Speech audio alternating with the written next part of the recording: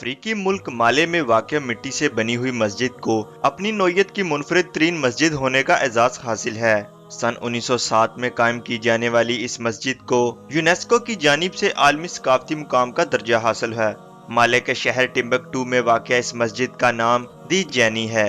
इस मस्जिद को मिट्टी और गारे से बनाया गया है, जबकि इसका फन तामीर सन 1240 के दौर का है, जिसे सोडानो साहलीन फन तामीर कहा जाता है।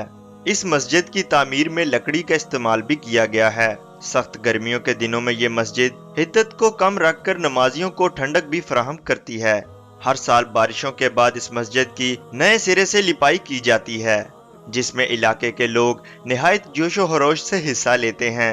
दुनिया की मुनफरिद तरीन इस मस्जिद में 2000 नमाजियों की गुंजाइश है।